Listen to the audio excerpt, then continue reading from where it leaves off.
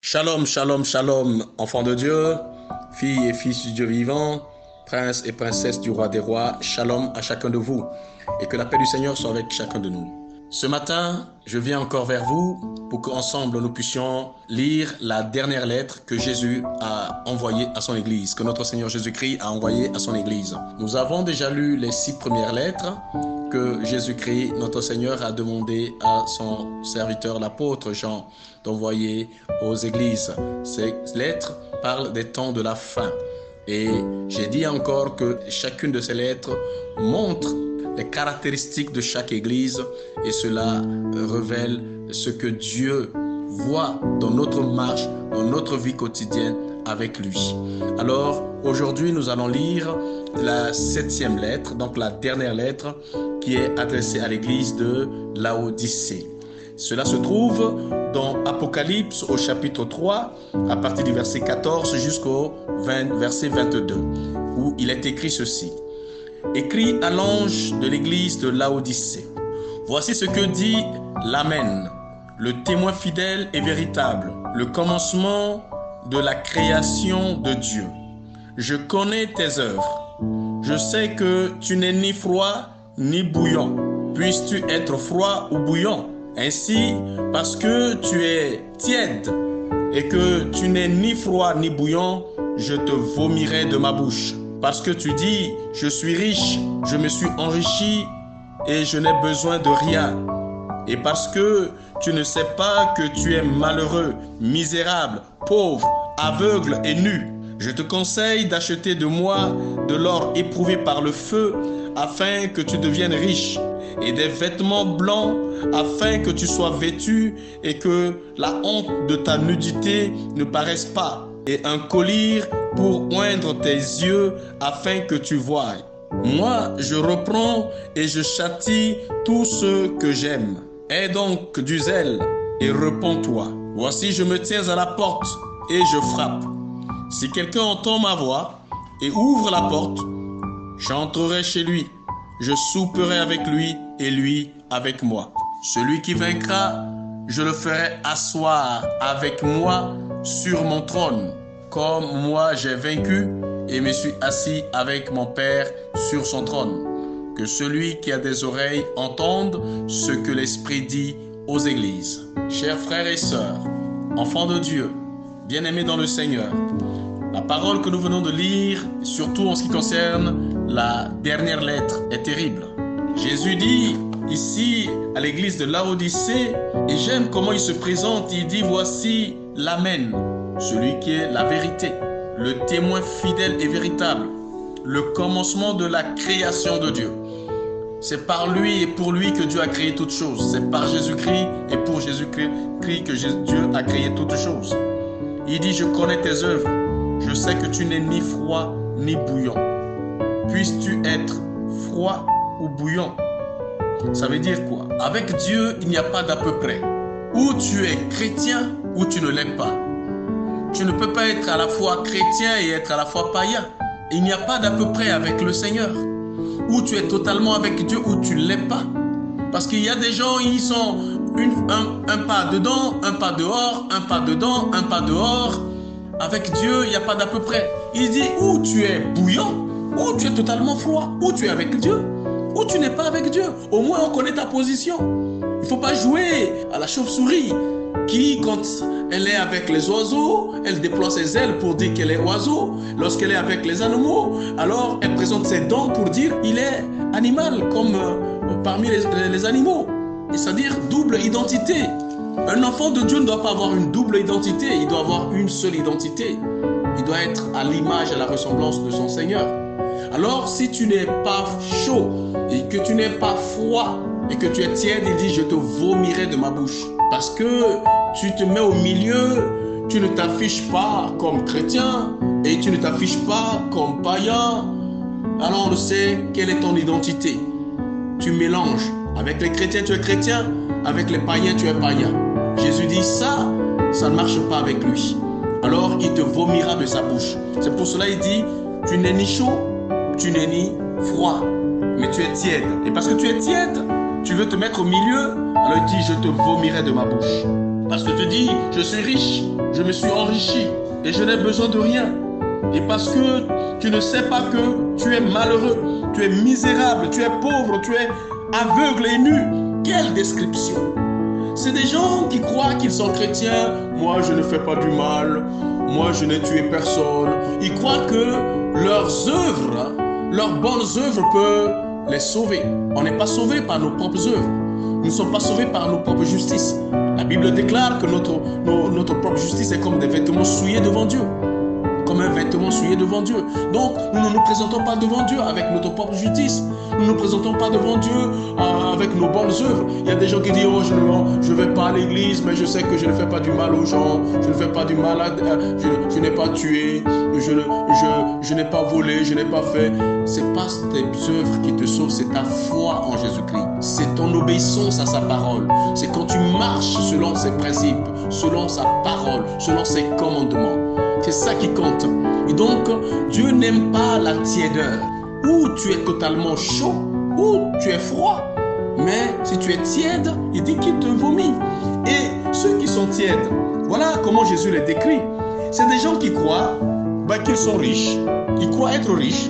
Oh, je connais la parole de Dieu. Ah, tu ne connais pas la parole de Dieu plus que moi.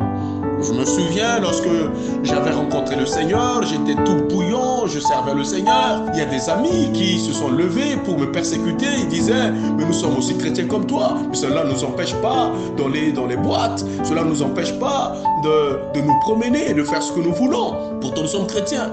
Vous voyez?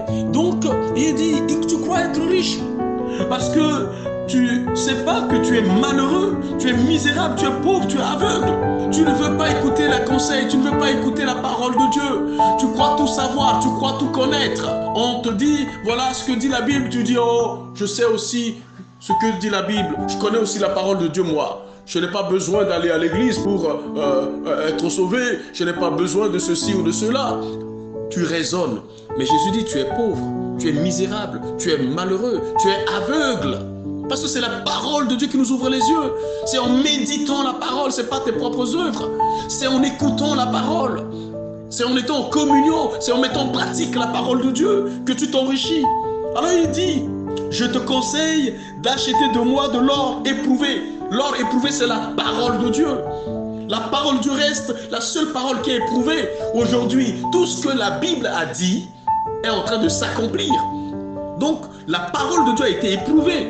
Tout ce que Dieu a dit dans sa parole est approuvé. Cela aujourd'hui atteste que la Bible est la parole de Dieu. Alors, il te dit, je te conseille d'acheter de moi de l'or éprouvé par le feu. La parole a traversé les siècles. Elle subsiste. Les gens ont brûlé la Bible subsiste. Les gens ont jeté la Bible subsiste. Les gens ont déchiré la parole de Dieu, elle subsiste. Le ciel et la terre passeront, a dit Jésus, mais mes paroles ne passeront point. Mes paroles ne passeront point. Parce que cette parole a traversé les événements du monde, a traversé les circonstances du monde. On peut la rejeter dans les écoles, on peut la rejeter dans la vie politique, on peut la rejeter partout. Aujourd'hui, on se cache derrière la laïcité. Non, nos États sont laïques.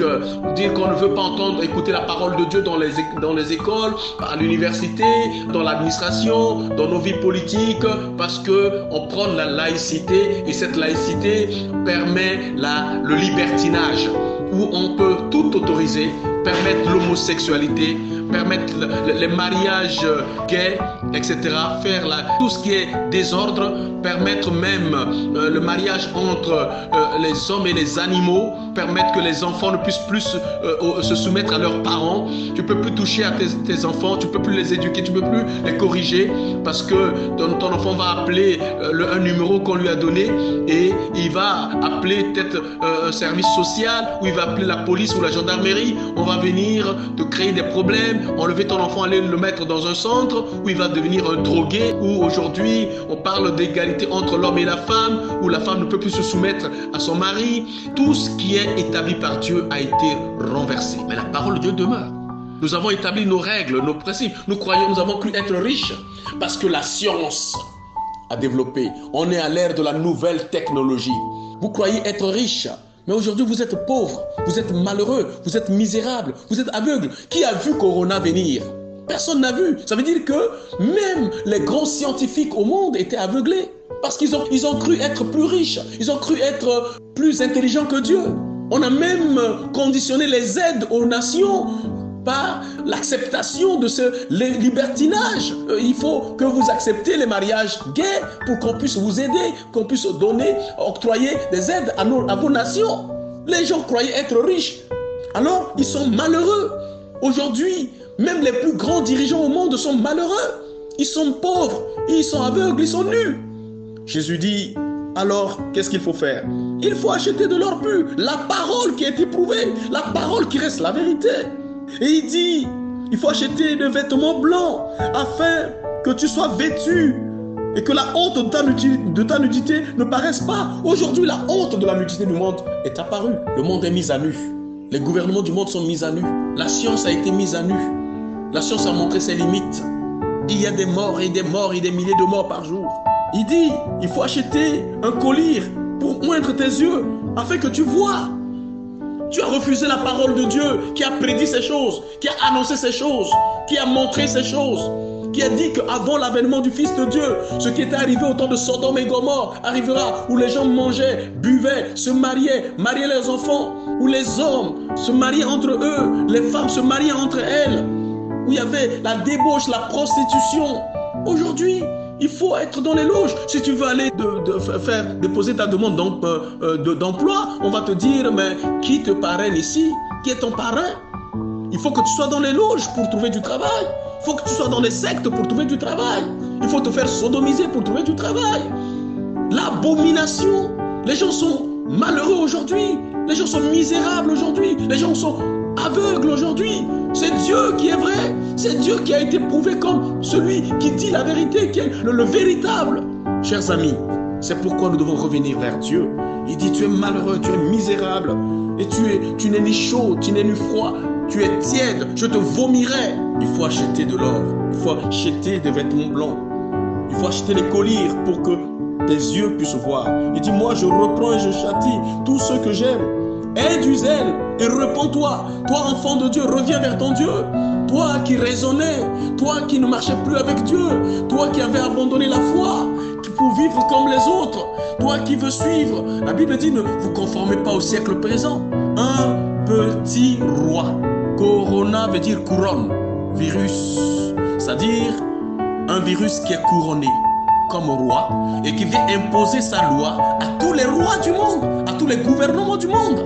Tous les dirigeants du monde passent tour à tour devant la télé, devant la radio, pour se soumettre à ce petit roi virus qui aujourd'hui fait que tout ce qui nous était familier est complètement renversé. On ne peut plus se saluer entre nous, on ne peut plus se rendre visite, chacun doit se confiner, on ne peut plus aller à l'école, on ne peut plus aller au travail, on ne peut plus monter dans les avions, les aéroports sont fermés. On ne peut plus monter dans les bus comme avant. On ne peut plus monter dans les trains, dans les métros comme avant. Les poignées des maisons, les surfaces, etc. Ce petit roi virus est venu imposer sa royauté à l'humanité tout entière. Chers amis, tout entière.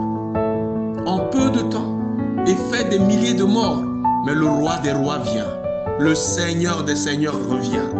Il vient pour que ce petit roi virus se soumet à sa seigneurie. Jésus a été couronné Seigneur des seigneurs, Roi des rois. Et il revient bientôt. Tout genou doit fléchir devant lui dans les cieux, sur la terre et sous la terre. Toute langue confessera que c'est lui seul qui est Seigneur. C'est pas Corona qui est Seigneur, qui impose sa loi à l'humanité aujourd'hui. Mais il y a un Seigneur, le prince de paix. Ce roi, quand il viendra pas nous confiner, il viendra nous libérer, il viendra nous délivrer de la mort. Ce petit roi virus vient imposer la mort à l'humanité, la terreur à l'humanité, la peur à l'humanité. Mais le roi des rois viendra pour nous sauver. Il viendra pour nous donner la paix, nous délivrer de la mort éternelle, nous délivrer de la peur et de l'angoisse, parce qu'il est le prince de paix. Nous devons nous tourner vers ce roi des rois. Il revient bientôt. Et c'est lui que je voudrais vous annoncer à vous, peuple de Dieu à travers le monde, que Jésus est Seigneur. Il est le roi des rois. Ce petit virus qui est roi des virus, qui est couronné, parce que Corona veut dire couronne. et virus, c'est-à-dire un virus qui est couronné comme roi, qui vient terroriser le monde, terroriser les gouvernements du monde, terroriser l'humanité entière et imposer sa loi à l'humanité. Mais il y a le roi des rois qui vient. Si tu crains Corona, mais à plus forte raison, le roi des rois, le Seigneur des seigneurs. Si tu ne le crains pas, si tu ne te répands pas aujourd'hui, que feras-tu? Lui, il va te jeter. Corona t'envoie dans les tombes, mais lui, le roi des rois, t'enverra en enfer.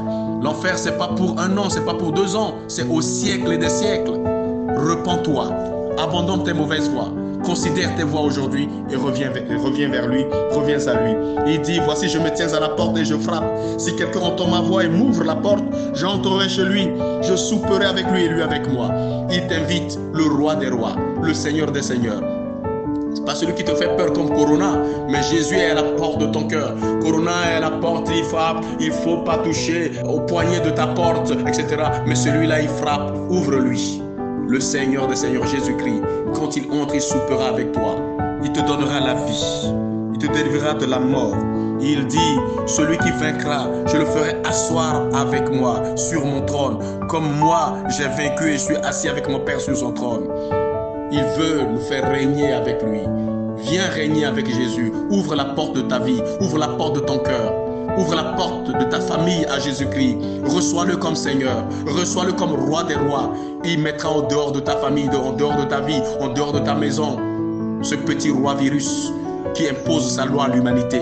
Le coronavirus, Jésus est Seigneur au-dessus de lui. Jésus l'écrasera. Jésus le détruira. Et Jésus régnera comme Seigneur pour toujours et pour l'éternité. Voilà la parole que Jésus a envoyée à la dernière église, la 7e lettre. Enfant de Dieu, reviens vers le Seigneur. Nous prions. Seigneur, ce petit virus roi, qui est couronné comme le roi des virus, avec l'esprit qui est derrière, qui est le roi des ténèbres, le roi de la mort, le voleur qui ne vient que pour dérober, pour détruire et pour égorger. Il a mis l'économie du monde à genoux.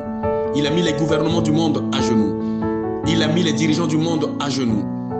Il a mis l'éducation du monde à genoux. Il a mis toutes les institutions du monde à genoux. Mais non, Seigneur.